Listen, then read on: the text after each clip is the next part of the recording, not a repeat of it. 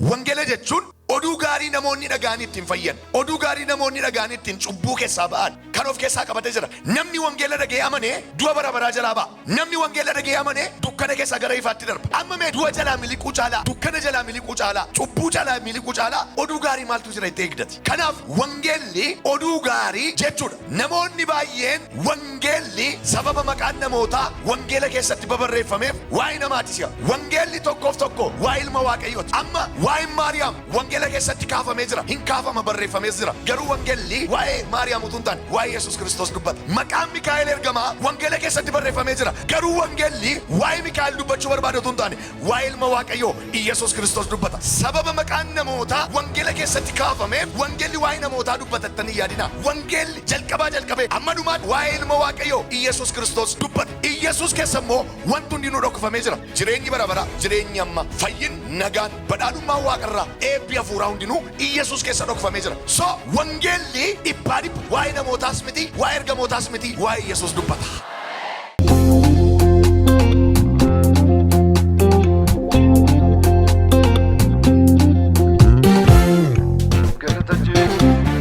Wangeela mata duree jedhu man dubbadhaa. Mee jedhame isin wangeeladha. Hallelujah. Mee dabalaatee wangeeladha. Yookaas oduu gaariidha. Wangeela jechuun good news. Oduu gaarii jechuudha. Oduu gaarii jechaa immoo gaddi hin lallabamu. Oduu gaarii jechaa immoo hin cabdaan hin lallabamu. Oduu gaariin gaarii madha.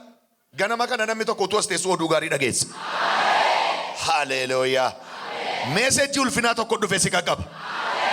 Nama si biraatti mimee waan hamaan nageessu hidhiin. Dhuguman sitti maa hidhiin. Waama gaarii tokko dhageessaa hidhiin. Namatti qabde maqaa Yesuus waan gaarii haa dhaga'u.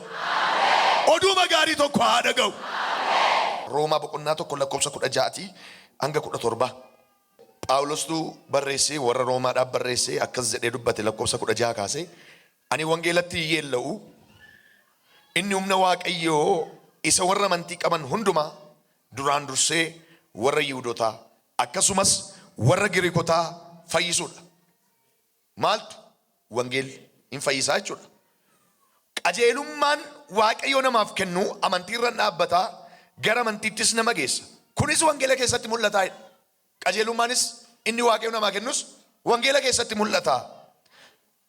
Akkuma caafamee jiru namni amantiidhaan fuula Waaqayyoo duratti qajeelaa ta'ee jireenya dhugaa hin jiraata. Maal keessatti caafame? Wangeela akkuma caafamee jiru. Ijoo sadii wangeelli of keessaa qabu dubbata. Tokko wangeelli humna Waaqayyoo isa fayyisu akka ta'e lakkoofsa 16 irratti. Wangeelli humna Waaqayyoo isa kam isa fayyisu duraan dursee warra Yihuudootaa akkasumas warra Yihuudoota hin ta'in hin fayyisaa. Itti aansee maal jedha? Qajeelummaa Waaqayyoo namaaf kennuudha. Qabxii lammaffaan ni dubbatu qajeelummaa Waaqayyoo namaaf kennu kunis wangeela keessa jiraa'edha. Wangeeluma keessa jiraa'edha. Sadaffaa irratti immoo jireenya dhugaa jiraachuudhaaf namni amantiidhaan fuula Waaqayyoo duratti jireenya dhugaa forjidii santaan akkeessuuf fakkeessuu isaa of keessaa hin qabne jireenya dhugaa. Namni nama akkeessuma jireenya dhugaan jiraatu ofiin ta'in hafa. Fakkeessituun oriijinaal hin ta'in hafu.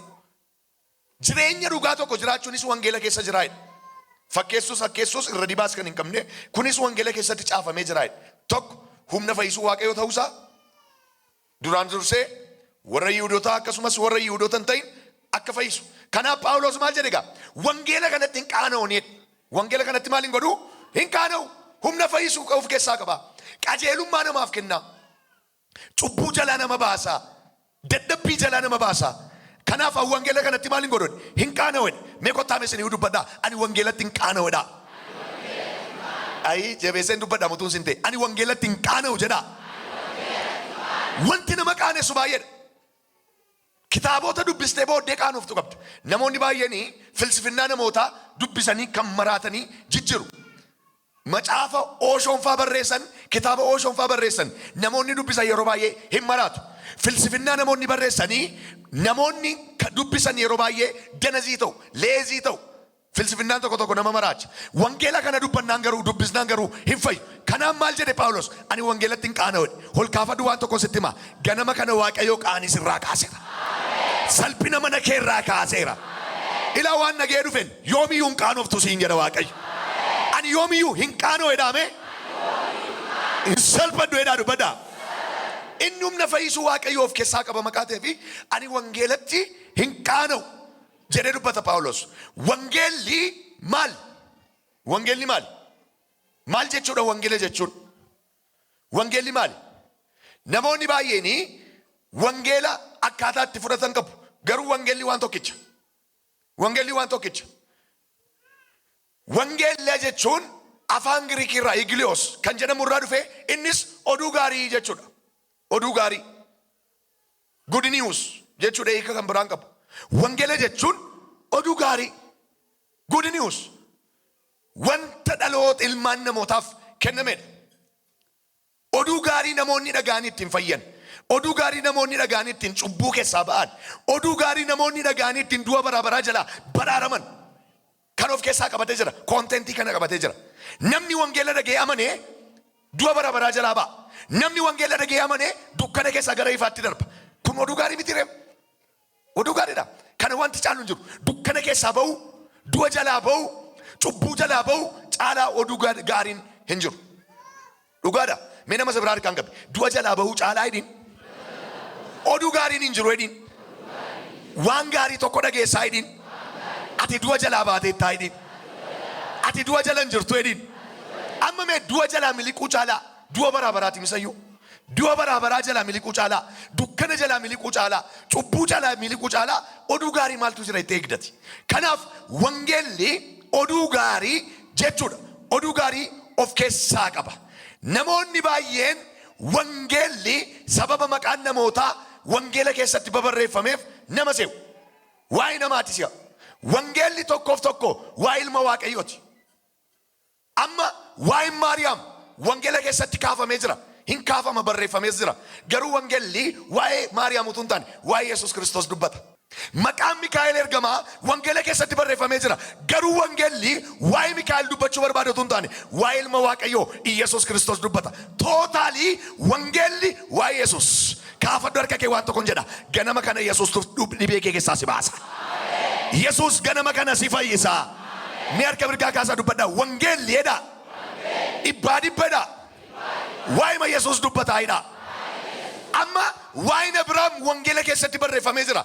Wangeelli garuu waa'ee Abrahaam miti. Waa'ee Yesuus Kiristoos ilma waaqayyoo dubbata. Kanaafiyyuu wangeel waa'ee namootaas utuu hin taane, waa'ee ergamootaas utuu hin taane, waa'ee ilma waaqayyoo Yesuus Kiristoos dubbata. Haleluuyaa. Kottaa harka keessan ol kaasaa. Yesuus gooftaadha jedha. Kuni wangeela bakka. Ilaa wangeelli kanadha. Dabalaa kottaa amma yoo harka mirgaa ol kaasaa. Yesuus gooftaa gooftootaa jedha. Kuni wangeela. Wangeelli wanta inni nutti agarsiisuu barbaadu dhibbaa dhibbaa waa'ee Yesuus. Yesuus keessa immoo wanti hundi nu dhokfamee jira. Jireenyi bara bara, jireenyi amma, fayyin, nagaan, badhaadhummaan waaqarraa, eebbi hafuuraa hundinuu Yesuus keessa dhokfamee jira. So wangeelli dhibbaa dhibba waa'ee namootaas miti, waa'ee ergamootaas miti, waa'ee Yesuus dubbata. Eewna si bee waa'ee Yesuus lallabuu barbaadu. Kaafadhu harka kee humna wangeelaa sitti guuteera. Maqaa Yesuusin humna wangeelaa sitti guuteera. Anarra guutamee ngalaa'edha dubbadhame. Eewni wangeelaan guutamee barbaadu. Bokkaan hafuuraa tokko nama mana irratti rooba. Bokkaan eebbaa tokko nama mana irratti rooba. Bokkaan araaraa tokko nama mana irratti rooba. Namni oduu gaarii lallabu waa'ee Yesuus lallabuu qaba. Oduu gaariin jireenya bara baraa argachuu keeti. Mana ijaarrachuu kee miti. Oduu gaariin birriidhaan sooromuu kee miti. Wangeelaan sooromuu keeti. Kaafadhume waan tokkoon jedha. Wangeela kanaan badhaadhummaa argattanii baatu. Humna wangeela kanaan guutamtanii baatu. Eewun humna wangeelaan guutamuu barbaadu. Asii baatee naafa diriirsuu jalqabda. Asii baatee abidda buusuu jalqabda. Asii baatee goopoo qajeelchuu jalqabda. Maqaa Yesuus Kiristoosiin abidda wangeelaa sitti guuteera. Kanaafidha namoonni baay'een eessatti irraa kaatu isinitti fakkaata. Wangeelli waa'ee ergamootaatti fakkaata. Never. Wangeelli waa'ee ilma waaqayyoo Yesuus Kiristoos dubbata. Wangeelli tokkoof tokko waa'ee ergamootaas miti. Sababa maqaan ergamootaa caaffata qulqullaa keessatti caamafameef wangeelli waa'ee ergamootaati jettanii yaadina. sababa maqaan namootaa wangeela keessatti kaafameef wangeelli waa'ee namootaa dubbatattanii yaadina. Wangeelli jalqabee amma dhumaatti waa'ee ilma Waaqayyoo Iyesuus Kiristoos dubbata. Kanaaf oduu gaariin Iyesuus Kiristoosin argachuudha. Isa keessa immoo waan hundinuu dhokfamee jira. Jireenyi bara baraa, abdiin fayyinaa, nagaaf gammachuun isa keessa jira. Yesuusin argannaanati waan hundumaa argatteetta. Waan si barbaachisu tokko hin jiru. Inni kaan boonesii ta'ee dhufa. Wanti biiftuu gadi boonesiidha. Inni caalu mootummaa Waaqayyoo argachuudha. Mootummaa Waaqayyoos Iyesuus keessa jira. Duraan dursaa mootummaa Waaqayyoof qajeelummaa isa barbaadutti yaada keessanidha. Inni kan biraan itti maal ta'a? Sinii dabalamaadha. Boonesiidha jechuudha. Amma mana barumsaa gaafa dhaqxan dhumarratti fatanaan gaafa sinii kennamu gaaffii 10 baasee gaaffii ishee 11ffaa boones jedhee yoo barsiisaan kaa'e boonesii dura hojjettu immoo waannaasaa 1:10 dura hojjettu. Saduraa 1:10 hojjettu. Ergasiitii boonesii suutettanii yoo yeroo qabaattan hojjettu boonesii dhamaqaateef yeroon qabdu yoo ta'e dhiistee ba'uu dandeessa. Boonesii dhamaqaateef hiyyeessa taate mootummaa Waaqayyootti galuu dandeessa. Utuu biyya lafaatti hin sooromin zalaaqii utuu hin sooromin utuu asitti makiinaan qabaatiin utuu mana hin qabaatiin hiyyeessuma taate zalaaqii mootummaa Waaqayyoo galuu dandeessa. Maaliif waannaasaa hojjetteettati Yesuus Kiristoosin argatteetta. Kaafadhu harka keessin eebbisa. Ati mucaa Waaqayyoo taateetta. Harka kellachuudhaas ani mucaa Waaqayyoo ta'eera dhimee. Erga mucaa Waaqayyoo taate ganama kana wanti hundinuu tola sii kennama. Araarri Waaqayyoo tola sii kennama. Fayyisuun Waaqayyoo tola siif kennama. Eebbi Waaqarraa tola siif kennama. Laphee kee rukutadhu tola wantan fudhadhee ba'uun qabaa hidhiin. Tola wantan guurradhee ba'uun qabaa hidhiin. Maqaa gooftaa Yesuus Kiristoosiin namni amante ganama kana tola waa guurradhu ba'i. Eebba gaarii guurradhu ba'i. Wangeelli waan oduu gaariidha jedhee isinitti himeera. Oduun gaarii wangeelaa qabxii 4 irratti hundaa'a. Waan 4 irratti hundaa'a. Inni jalqabaa oduu gaarii inni qabatee dhufee jaalala Waaqayyooti. Ilaala, inni jalqabaa jaalala Waaqayyoo. Yohaannis 3:16 irratti maal jedha isinitti fakkaata? Waaqayyo akkasuma nama biyya lafaa jaallatu tokkicha ilma isaa dabarsee kenneef. Kunis immoo akkamittiin akkasuma nama jaallatutti waa'ee jaalalaati. Akkasumaan inni waddaden. Kunis immoo isatti kan amanu jireenya bara baraa haa qabaatuuf malee abaduuf miti. Ilaala, oduu gaarii wangeelli qabatee dhufe tokko kanadha. Namni ilma Waaqayyoo qabaatu jaalala Waaqayyootti namni qabame. Waaqayyo jaallatee tokkicha ilma isaa nuu laate. Jaallateema.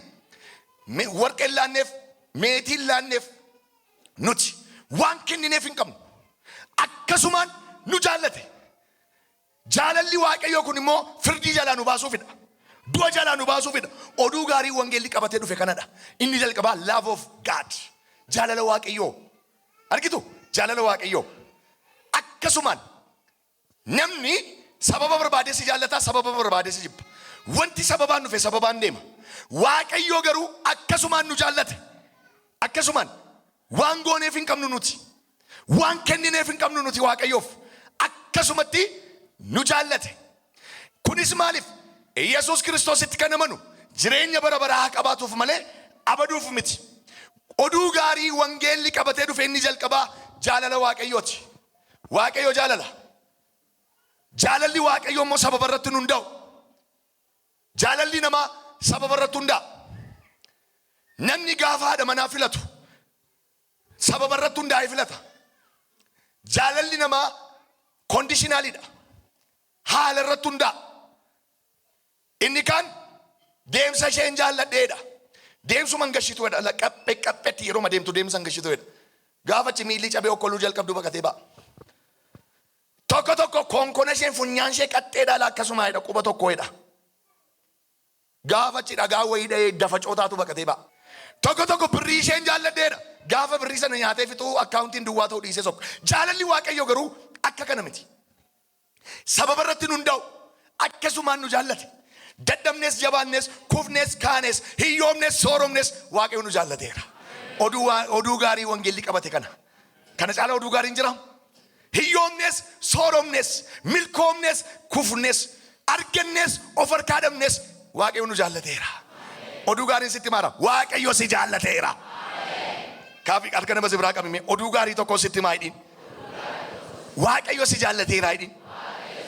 ati jaallatamtee taayidin akkasumaan jaallatamteedin namati qabdi akkasumaan jaallatameera itti meemayyuu akkasumaan jaallatamtee taayidin amma oduu gaariin inni lammaffaan nun jaalalli waaqayyo dhufeera garuu nun maali cubbuutti kufnee jirra eksi qayii ibsa qayii waan ibsaa irratti jaalalli waaqayyo dhufe maal jedha hundinuu yakkaniiru ulfinni waaqayyoos isaanitti irrateera dhala gama waaqayyoon jaalalli jira namni garuu kufaatii keessa jira cubbuu keessa jira hundinuu yakkaniiru ulfinni waaqayyoos isaanitti irrateera namni immoo cubbamaa ta'ee jira cubbuu hojjetee cubbuutti kufee jira amma gaa jaalalli waaqayyoo cubbuu namaa kana shaaruudhaaf eeksii fuudhee masqalii gochuudhaaf eeksii isa ta'ee jiru galagalchee masqalii gochuudhaaf maal gochuu qaba jaalala isaa sanaan tokkicha ilma isaa gatii cubbuu keenyaa godhee nuuf erguu qaba jaalalli waaqayyoo jira kun oduu gaariidha cubbuutti immoo kufnee jirra garuu abdiin jira amma waaqayyo jaalala isaatiin cubbuu keessaa nu kaasuudhaaf jedhee tokkicha ilma isaa nuuf kenne inni immoo dhufeeti cubbuu keessaa nu baasuudhaaf gatii cubbuu kaffaluu qaba gatiin cubbuu du'a maqaa ta'eef du'ee gatii cubbuu nurraa kaffaluu qaba gatiin cubbuu maalidha du'a ila iccitiisa beektu gatiin cubbuu du'a maqaa ta'eef gatiin sun kaffalamuu qaba cubbuu waan nurraa iddi fidi gatii gootti fidi sirraan qabaatti maal du'an sirraa qabaatti kana gooteettas ajjeesuu man qabaatti inni maal gochuu qaba gaa gatiin nurra jiru san du'atu nurra ture cubbuu hojjenneerraa gatiin cubbuu du'a du'eeti du'a nuti du'uuf jennu du'ee maal gochuu qaba nurraa kaffaluu qaba inni dhufe gaa dhaqii irraa kaffaledhee tokkicha ilma isaa erge maal isaatiin jaalala isaatiin inni immoo dhufee gadoof deebisee foon uffate karaa hundumaan nama fakkaate maal ta'uudhaaf du'ee du'a namootaa oolchuudhaaf amma dhufee fannoo irratti du'e eeksii sana ol galagalchee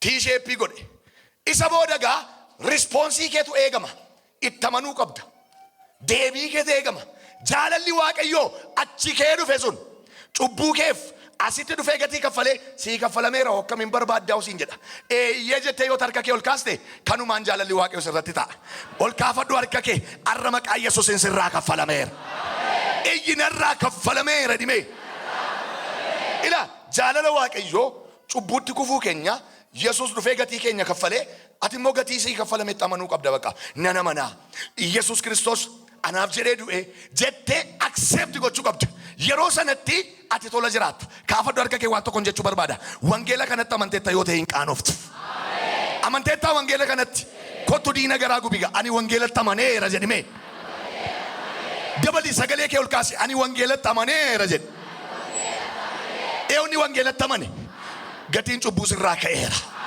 cubbuun sirraa ka'eera abaarsi sirraa shaarameera oduu gaariin wangeelli qabate isa kanadha cubbuu hojjennee utuu jirru jaalalli waaqayyoo dhufe this is good news utuu nun laaqii cubbuu keessa gangalannu utuu nuti dhoqqee cubbuun qabamnee jirru jaalalli waaqayyoo dhufeeti sinii kaffaleeraa jedhe maal gochuu qabda ree amanuu qabda sirraan kaffalee digiggiraa keessaa bahuu hin dandeenyetti galtee atillee boolla keessaa bahuu hin dandeenyetti awwaalamtee atillee hangaruu sirraa kaffaleeraa jedhe fudhachuu qabda gaa oduu gaarii kana accept gooteetta taanaan dhugaan sitti hima barri kee bara ifaati mee warri wangeela fudhattan yesuus kiristoosiin fayyisaa lubbuu keessanii gootanii kan fudhattan isin du'a jalaa baataniitto du'a baraa jalaa baataniitto mee si'a sadi ba'eera jedhame tokko lama sadumaa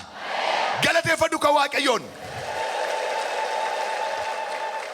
kanaaf egaa wangeelli waa'ee namootaas miti waa'ee ergamootaas miti sababa maqaan daawit wangeela keessatti barreeffameef wangeelli waa'ee daawit miti sababa maqaan yoosef wangeela keessatti barreeffameef wangeelli waa'ee yoosef miti waa'ee yesuus dubbata waa'ee ergamootaas miti waa'ee namootaas miti wangeelli dhibba waa'ee Iyesuus Kiristoos dubbata ergaa gara warra Galaatiyaatti barreeffamee boqonnaa 1 lakkoofsa kudha shaniif kudha ja'a akkas jedha Phaawulostu dubbata. Waaqayyo gara haadha kootii jalqabee na fo'achuutti ayyaana isaatiinis na waamutti gammadee yeroo ofii jaallateettis warra saba Waaqayyo hin ta'in gidduutti isuma wangeela godhe. Isuma wangeela godhe akka lallabuuf ilma isaa kana yemmuu anatti mul'isedha. Wangeela godhe nuuf laate Waaqayyo Iyesuus Kiristoosin. Wangeelli Yesuusidha jechuudha. Isuma wangeela godhe akka lallabuuf ilma isaa yeroo natti mul'isedha. Milala ilma isaa wangeela argatte jechuun Yesuusin argatte bakka. Yesuustu sitti mul'ate jechuun wangeela sii galee jechuudha karaa biraa immoo. Isuma wangeela godhe akka lallabuuf ilma isaa yeroo natti mul'isedha. Wangeela Yesuusin godhe. Yesuus immoo wangeela. Wangeelli Yesuus. Yesuusoo wangeela. Abrahaam miti jechuudha. Mikaa'ilis miti wangeelli Yesuusidha. Waa'ee Yesuus dubbatas. Raajonni waa'ee isaa raajan. Akka inni dhalatu, akka inni gatii kaffalu, akka inni du'u, akka inni du'aa ka'u, akka inni mirga Waaqayyoo ta'u deebii akka dhufu. Hundi caaffata qulqullaa adeemsi isaa kana qabatee deema. Waa'ee eenyu? Waa'ee Yesuus. So wangeelli dhugaan Iyesuus Kiristoosidha.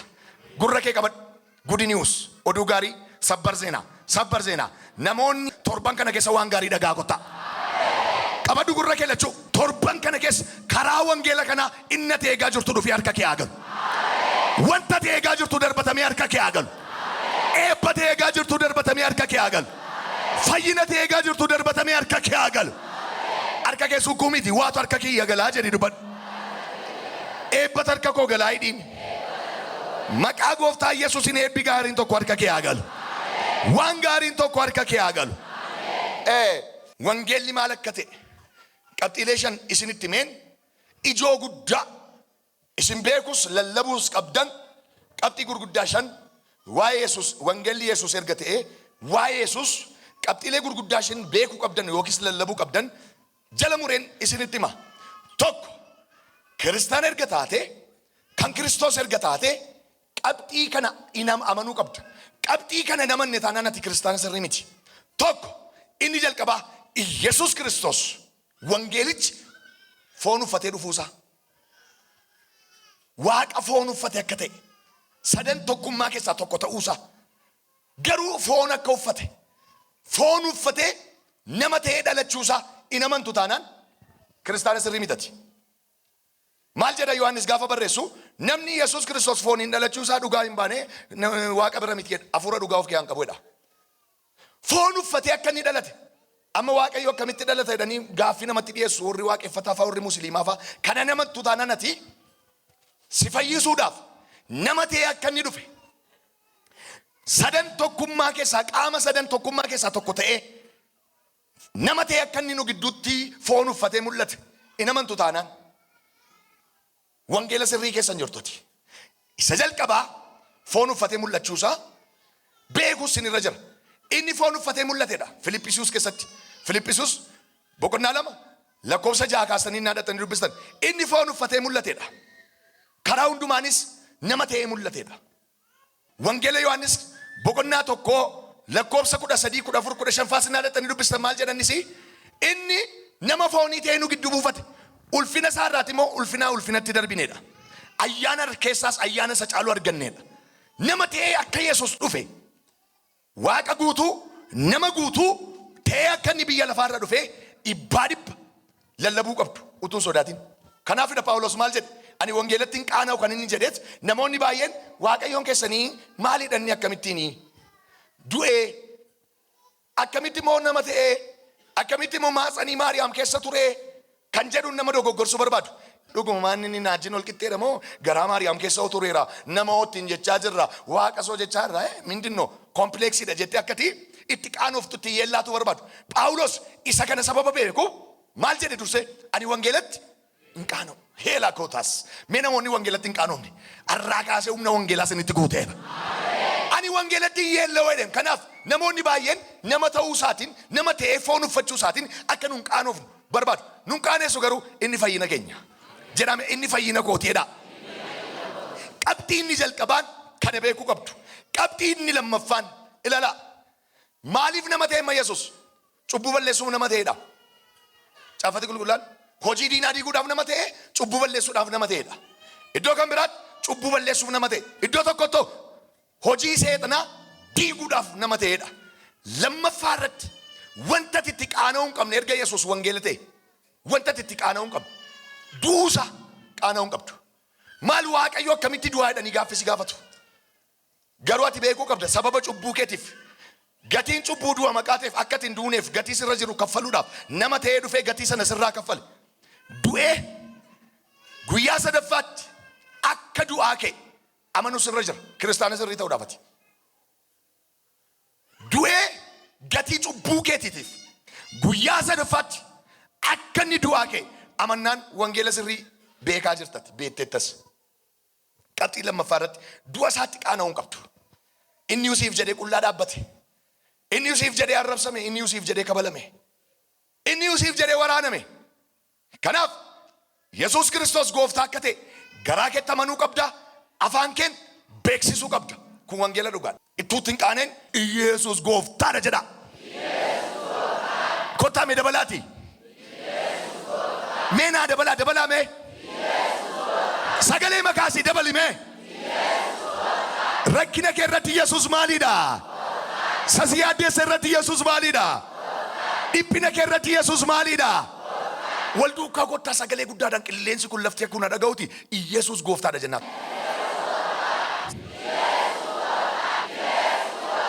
Galateeffadhaa Yesuus gooftaadha. Inni sadaffaan duusaa erga dubbattee du'aa ka'uusaas dubbachuu qabda. Du'aa keeraa baay'een du'ee feeka. Baay'een awwaala keessaa ka'uu hin dandeenye ka. Inni garuu guyyaa sadaffaatti akka katatatat jedhee ka'e labbachuu sirreera. Du'aa keeraa mi Yesuus jettee dubbachuu sirreera. Du'aa keeraa. Sababa cubbuu kootiif du'ee qajeelummaa akkan argadhuuf immoo du'aa ka'e jettee ija jabaattuu dubbachuu qabda. Kanaan achatti kiristaana sirrii miti. Sababa cubbuu kootiif du'e qajeelummaa akkan argadhuufoo du'aa kaafame. Haleluuyaa. Ila sababa cubbuu kootiif du'e jireenya isaa akkan argadhutti immoo du'aa ka'e. Kara biraa jireenya isaa akka argattutti kana yeroo konfees gootu dubbattu yeroo sanaa dhugaan sitti himaa hafuura qulqulluu keessa kee buufata. Tokko foon uffatee dhufuusaa, lama du'uusaa, sadii du'aa ka'uusaa dubbachuu sirra jira. Du'aa ka'uu dubbachuu sirra jira. Phaawulos immoo Qorontos keessatti olitti dheekaa'ee jira kan akka wangeela kootiitti akka wangeela lallabeettedha. Inni du'eera guyyaa sadaffaatti du'aa ka'eera mirga Waaqayyoos taa'eera jedhee damaddame. Kun wangeela sirriidhaa jedhee lafa kaa'e. Namni Yesuus Kiristoos foon uffatee sababa cubbuu keetiif gad of deebisee akka inni dhufe hin dubbanne. Sirriin jedhan jirtu. Akka inni sababa cubbuu keetiifis dhiiga isaa qulqulluu dhangalaasee waraanamee du'e guyyaa sadaffaattis du'aa akka inni ka'e hin dubbattu taanaan daandii sirriirra jirtu. Holkaafadhaa harka keessa waan jechuu barbaada. Arra Waaqayyo daandiitti si haa deebisu. Arra Waaqayyo karaatti si haa deebisu. Inni arfaffaan gaa du'aa keeyoo mirga Waaqayyo akka inni taa'e. Hundumaa moo'ee arfii du'aa cabsee seexana hunkuteessee maakaataa daaddaa cubbuu balleessee siin immoo fuudhee akka inni dhaqee mirga Waaqayyo taa'e. Kanas masakkaruu qabda. Mee jedhame Yesuus jedhaa. Cubbuu balleessee arfii du'aa cabsee mirga Waaqayyo taa'eera. Irra deebina kottaa Yesuus jedhaa. Arfii du'aa cabsee cubbuu balleessee seexana qaanessee mirga Waaqayyo taa'eera. Mee dhuguma kana kana amantan arragaa waa yaaddii argattee baatati. Maqaa Yesuusin isa barbaadde fudhattee baatati. So erga cubbuu balleessee yoo du'i ajjeesnee irra dadaganii awwaalan. Cubbuun du'i seexan walii galanii dhaqanii dhagaan galgalfamne tokkorra kaan. Inni garuu gaafa guyyaa sadaffaa du'aa keeti ol ba'ee lafa isaan ga'uu hin dandeenye mirga Waaqayyo taa'es gadi ilaaleeti ansin harkaa beera. Arfii keessan cabseera. Xamanjaa keessan sin harkaa fuudheera. Ijoollee koo miitan kana booda mirga Waaqayyo taa'e. Dhugaan sitti ma kana booda du'is hin danda'u. Adda kee sukkumii ani mallatteeffameera jedhime. Dabali ani mallatteeffameera jedhi. Mee mallattoo hafuura qulqulluu kan qabdan harka kaasaa. Hafuurri qulqulluun kun isin keessaa dhugaa ba'uu haa jalqabu. Hafuurri qulqulluun kun isin keessaa dubbachuu haa jalqabu. Hafuurri qulqulluun kun isin keessaa dubbachuu haa jalqabu. Ila akka inni mirga Waaqayyoo taa'e jireenya bara baraa akka nuun argannuuf an deebee gara kootti isin nan fudhadhaa kophaatti isin hin dhiisu. Gara keessan deebee nan dhufaa ofitti isin fudhadhaa dhaqeen iddoo isin qopheessan iddoon ofii jiraadhu immoo jiraattu jedhe sokkeera keessumaa Efesoon keessatti immoo Phaawulos akkas jedhe inni jedha isuma wajjin Waaqayyo abbaan Kiristoosii wajjin du'aa nu kaaseedha isuma wajjin du'aa nu kaasee bantii Waaqaa keessaa iddoo nuu kennee mirga Waaqayyo nu teessiseedha kasuu gaara nu teessiseedha Yesuus amma du'ee namni du'aa keera laakata dadada mirga Waaqayyo taa'eera Istifaanos maal jedhe utuu dhagaadhaan garafamu peeniin itti nagaamu dhukkubbiin itti nagaamu dhiigi sarara loloo waan tokko ittiin fakkaatu darbannaa namoonni itti darbatan waan tokko ittiin fakkaatu jilbeeffateeti ilaanedhe Yesuus Kiristoos asiin fannistan mirga Waaqayyootti argaan jira jedhe maakaasaa daajaja Kiristaan Yesuus Kiristoos du'aa kee mirga Waaqayyoo ta'uusaa hin dubban Kiristaan isa miti dubbadha Istifaanos reebamaa jilbeenfateedha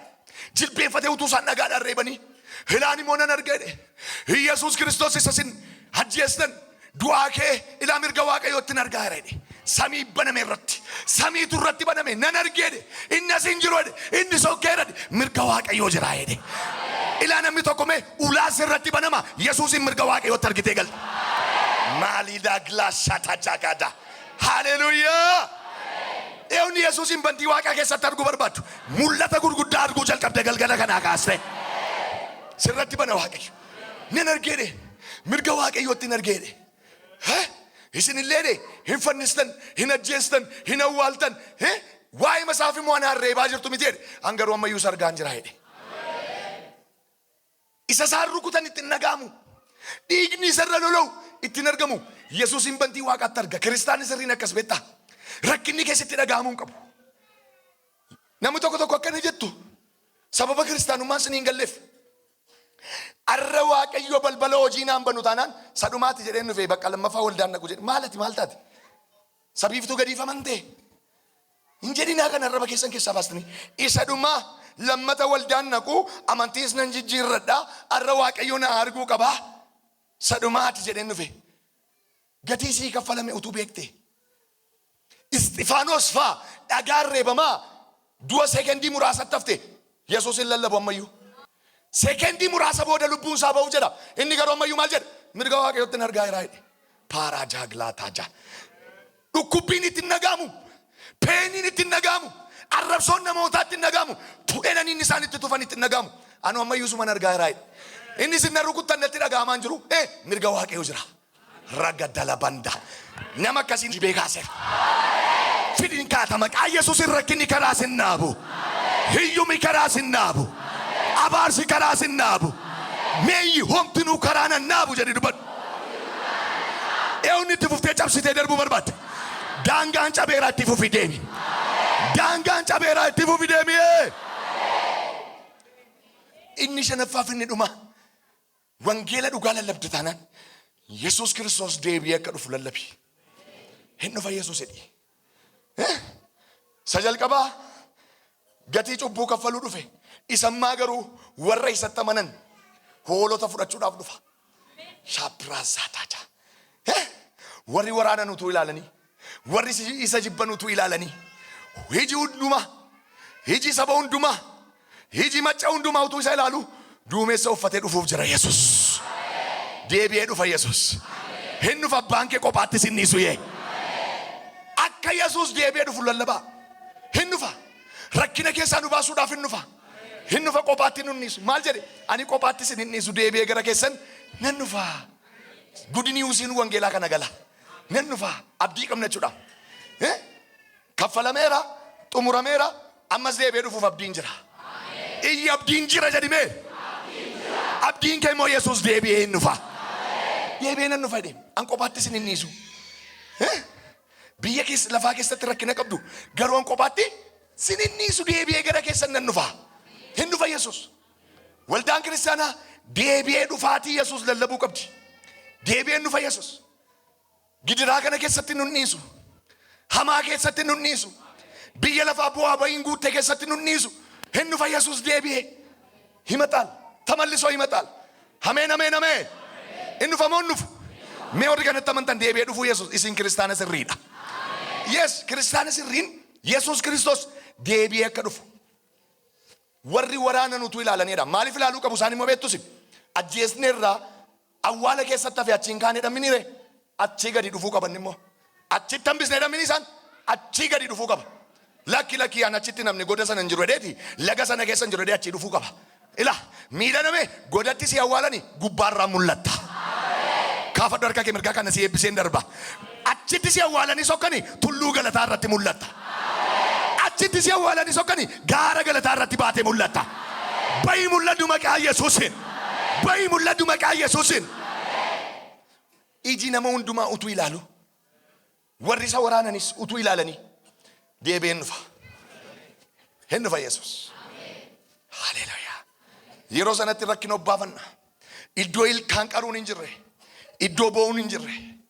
Iddoo waraansi hin jirre. Nan beelee nan dheebodhee jechuun iddoo hin jirre tokkotti nu geessa. Jireenya bara baraa. Eternal life. Achi nu geessa gaa. Hin dhufa Yesuus. Abbaa gaarii qabna gaa. Dhufee ofitti nu fudhata. Maaloo daa'ii maa sekiraabii laadiiza. Ameen ameen ameen. Warri abdii kutannaa keessa jirtan abdiin kutatina. Yesuus deebi'ee hin dhufa. Yesuus deebi'ee gara kee dhufa. Ofitti si fudhachuudhaaf gara kee hin dhufa. Hin dhufa Yesuus.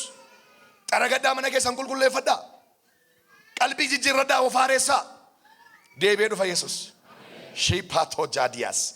Biyya lafaa rakkinaan guutte keessaa si baasuudhaaf deebi'ee dhufa Yesuus. Ameen. Utuma iji kumaatumaa ilaalamu gaatis duumessaan koochoo baastee. Isokita. So wangeelli waa'ee namootaas miti. Wangeelli waa'ee ergamootaas miti. Waa'ee Yesuus Kiristoos. Waa'ee Yesuus dubbadhaa. Kanaafidha Phaawulos. Ani wangeelatti hin qaana'u jedhe. Hin qaana'u filsifinnaan namaa nan qaanessu. Ani wangeelatti hin qaana'u. Inni humna Waaqayyoo isa fayyisuu of keessaa qabaa deema. Hin fayyisa. Haleluuyaa. Ergamoota kumaatamaa hoolaa waan qalame fakkaatu ajjabanii gubaa'ee kana keessa deemanii arga. Maan innaan guyyaan irraa guyyaa haareffamaati naan jedha Waaqayyo. Uffata adii calaqqisaa biiftuu caalaa fuulli isaanii kan ifu ajjabanii nama miidhagaa tokko ajjabanii gubaa'ee kana keessa sochii ta'uun argaa jira. Maal jennaan guyyaan irraa guyyaa haareffamaati naan jedha Waaqayyo.